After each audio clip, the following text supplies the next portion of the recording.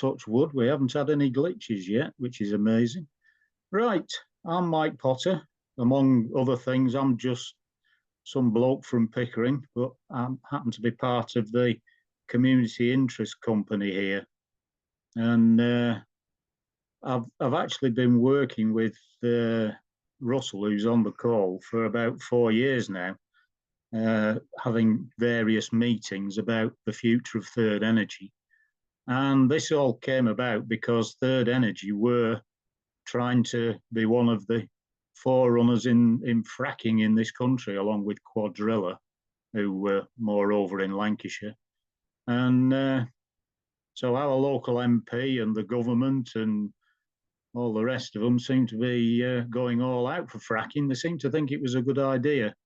I started looking at it with a completely open mind, and before too long decided I was going to be against it because there were an awful lot of risks and dangers involved in it that I didn't think were going to be mitigated. I presume you can see the cartoon there, or what it says on it. It says, "Good news, George. Apparently our gas bills might be a few pence cheaper."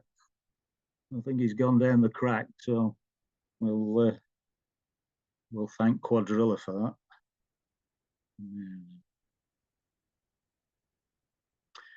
Right, well, the first thing I want to say is that it must now be around about 20 years ago that I listened to a talk from a professor from Manchester University about climate change. And it was the first thing I knew about it, really. But, you know, they say a picture tells 1,000 words. And this graph, or probably the same graph from 20 years ago, was something that really said an awful lot to me, because that is going back best part of 1 million years, 800,000 years. And it shows how the atmospheric CO2 has varied. And you can see that it's roughly averaging around about 220 parts per million.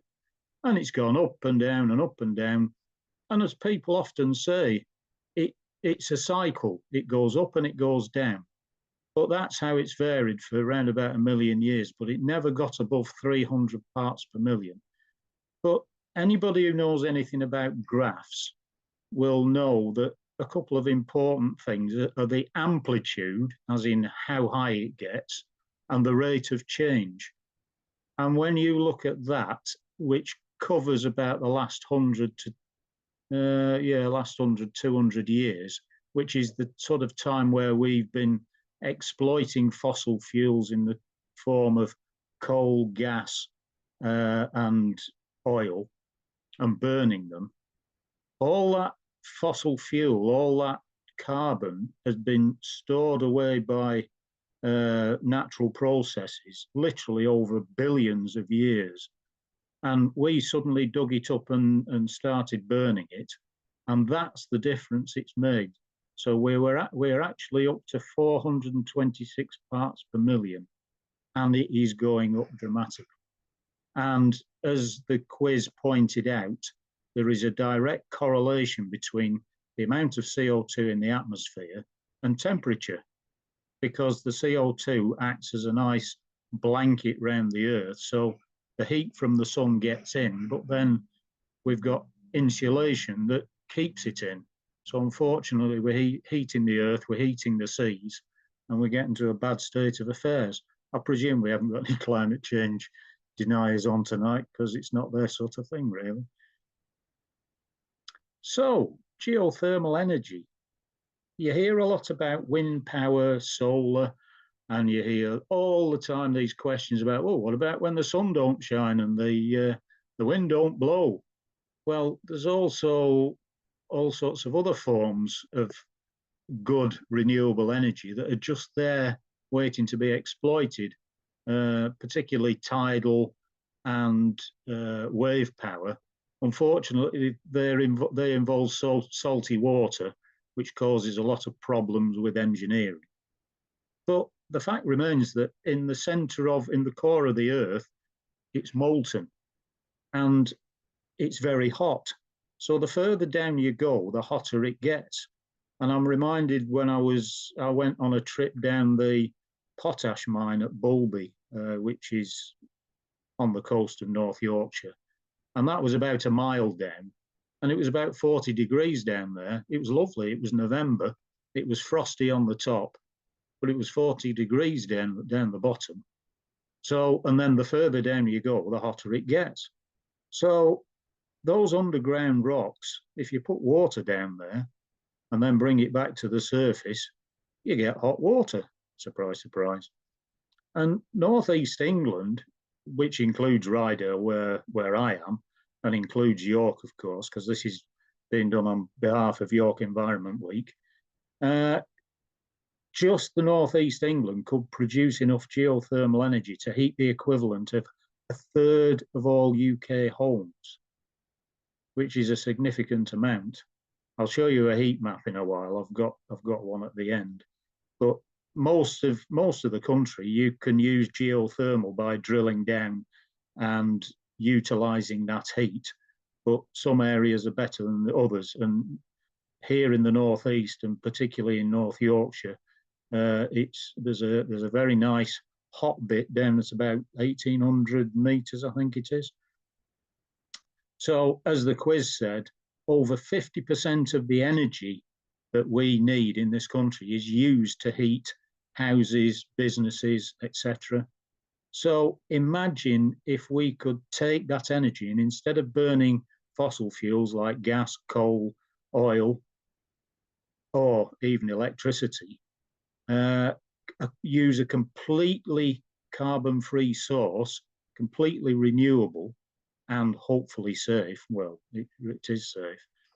That would make a massive difference, and would even take pressure off the national grid, which is a big problem in terms of renewables, because if you're producing electricity and you need to put it into the grid, and you haven't got enough grid connections and there's not enough capacity, then you've got problems. So if we could take out the electricity component of heating, that would free up capacity on the grid.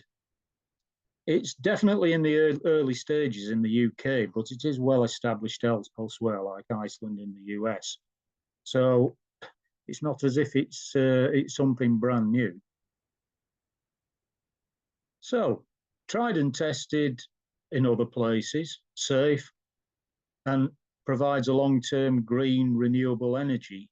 Now that's providing that it's done in the way that we are proposing, or we're hoping, around Pickering, because there was a nice test site set up at Kirby Misperton where this well was drilled for fracking.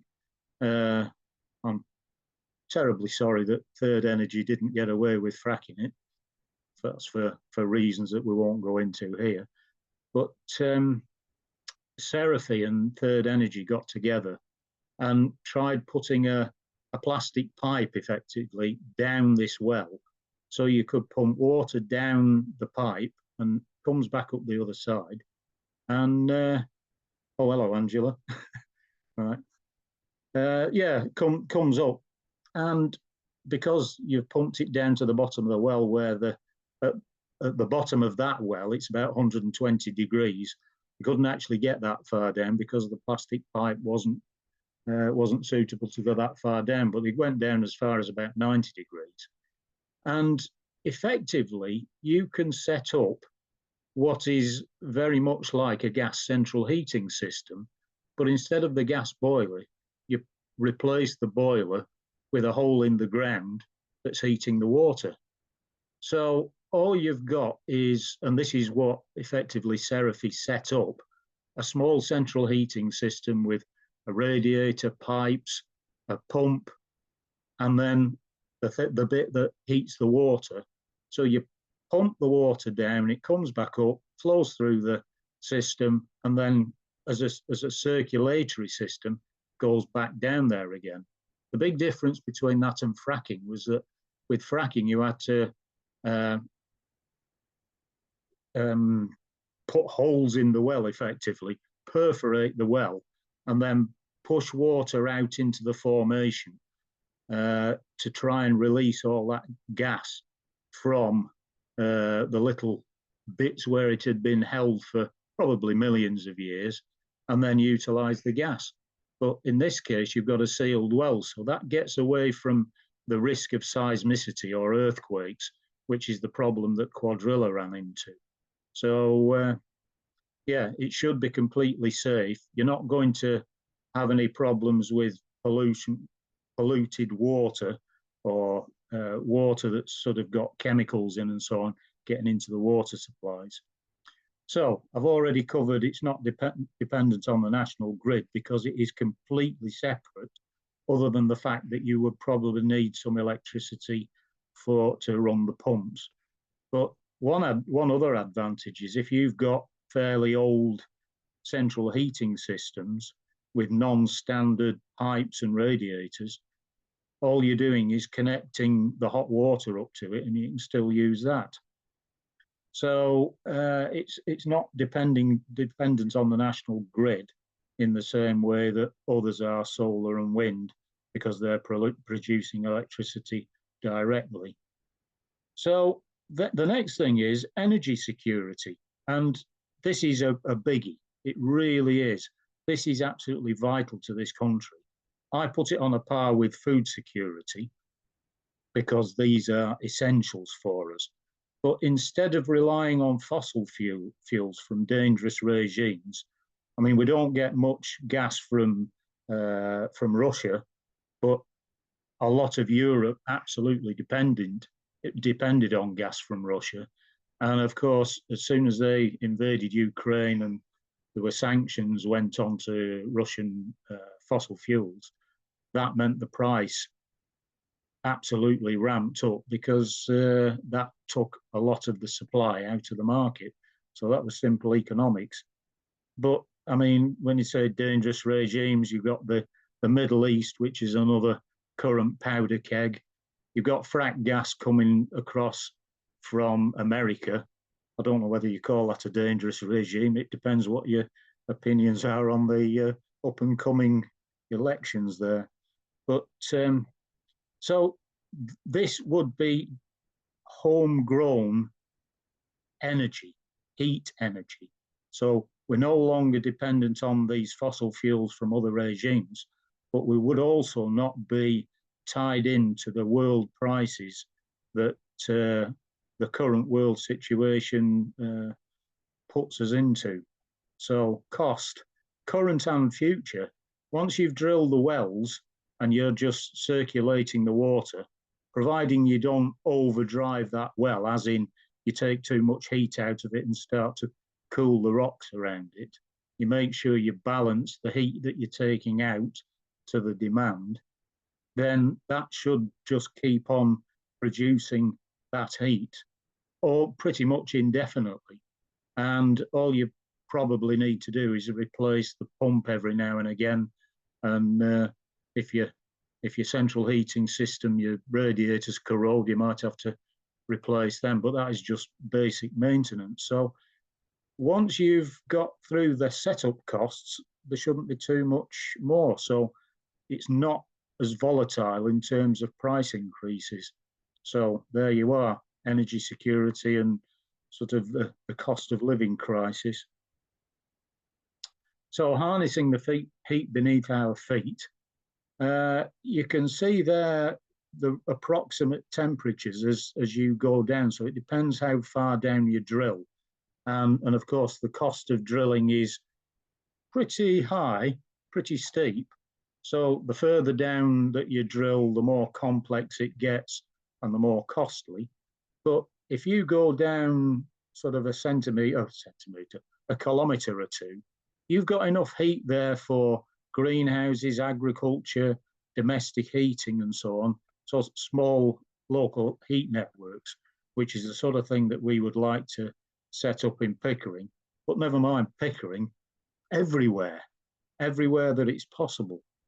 So if you go down to 3 kilometres and you've got 90 degrees, you could be looking at district heating for relatively big towns and cities.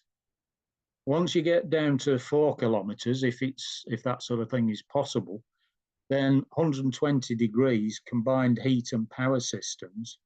If you can get the temperature over that, you can even be producing electricity directly in the same way that a lot of electricity is produced by steam turbines. So you burn gas, you used to burn coal, produce heat from that to make water into steam, which drives turbines, which gives you the electricity. So if you could go down far enough and get the temperature up high enough, you could be producing electricity directly from that. And as you see right at the bottom there, green hydrogen, desalination, EV charging, and so on. The sky's the limit, but down a big hole. That's just a picture of the test rig that Seraphy set up at Kirby Misperton. And as you can see, all it is a container with a central heating system in it. If I point, you can see just bog standard radiators, the pipe work. There's the water tank, and then you've got the pumping systems and so on, and all the pressure vessels, all the things that you would see on a normal central heating system.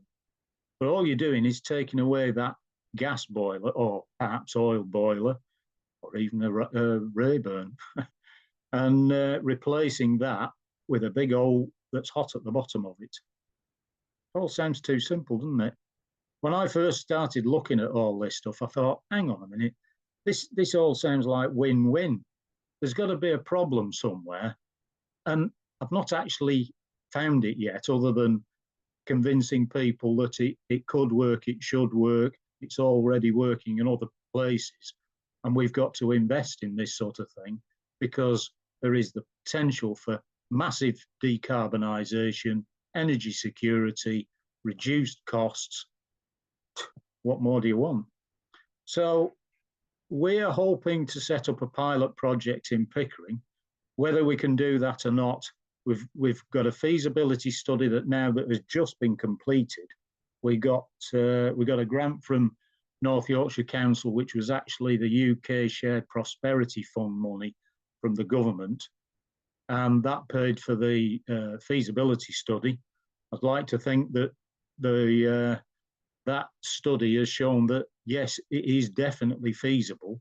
So all we've got to do now is find the money, the investment money to put into it, because we've got to drill a couple of wells, hopefully use existing wells that exist around Pickering, and actually roll this out.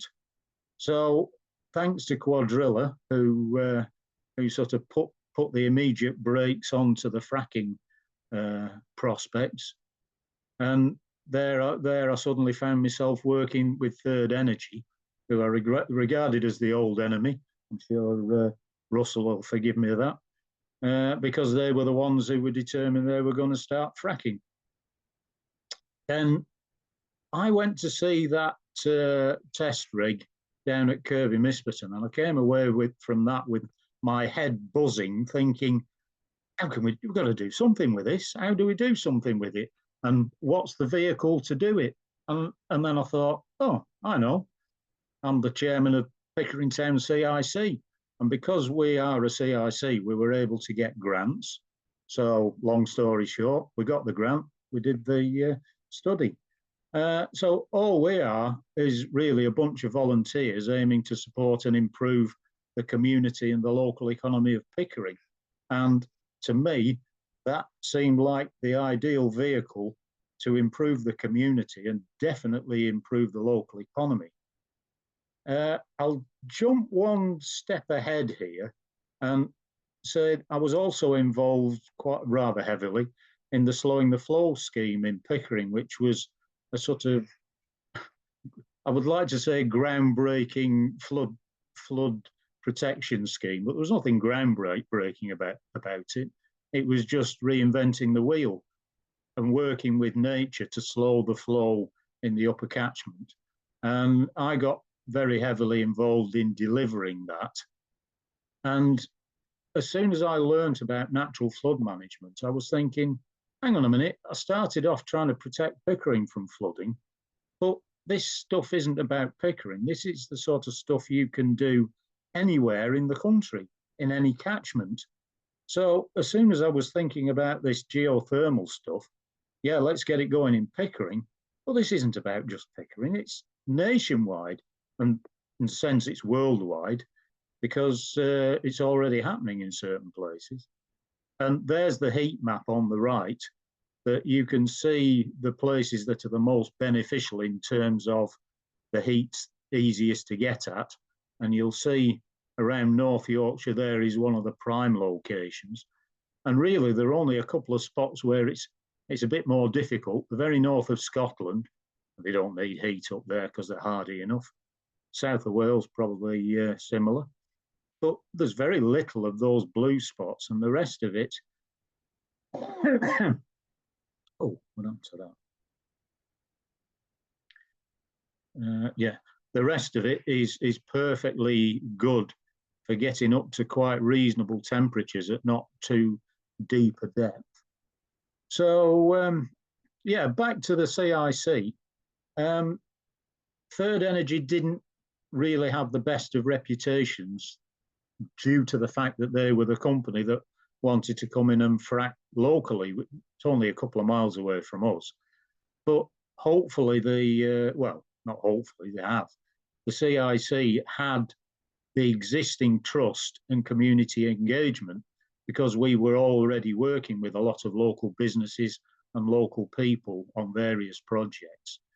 So we decided that was the ideal vehicle for us to work together, go out as Third Energy and the CIC combined to talk to businesses, talk to the schools, because the schools, what we needed were big off-takers. When I say off-takers, people who could utilize that geothermal, use a lot of the heat, so that that would be ideal for a pilot project. And we looked at it and thought, well, there are three schools within a very sort of close vicinity. And if we could get all those to agree to take this heat, geothermal heat, that'd be great for setting up and proving the theory in practice. And then once you've got this pipe network out there, even if it's quite limited, you can start looking at domestic customers to add on to that once you've proved that the system works and that you're getting a little bit of money back from the investment, which would obviously be needed to dig up pavements and put that new pipe work in from and drill some new wells as well. So there was the match, the 36,000 from that grant that I mentioned, plus 9,000 from Third Energy in match funding. So the feasibility study was done. We looked at a sort of hub and spoke model because we decided we had to look at these large off-takers who would take the heat and sort of split the town into areas where there were these businesses, schools, the swimming pool, the leisure centre, etc., that hopefully we could get on board to set up a pilot project. So, usage from energy bills, we got the energy bills from the schools and other places to show exactly what they were currently using, and could we balance that, or could we supply that from the wells? And of course, this feasibility study has shown that we can do that. So we're on to the next stage. I've already talked about the decarbonisation and significant cost savings, but the key point is, can we deliver this in reality? And of course, where do we get that investment from? Do we get money from the government?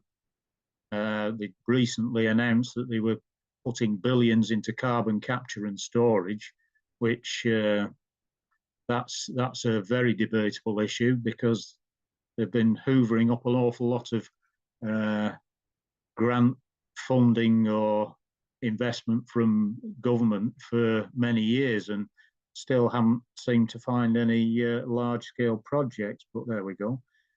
So I think that just about completes the talk. So that gives us plenty of time for any questions, because I'm sure there will be some. Fabulous. Thanks, Mike. Let's we'll stop the recording there.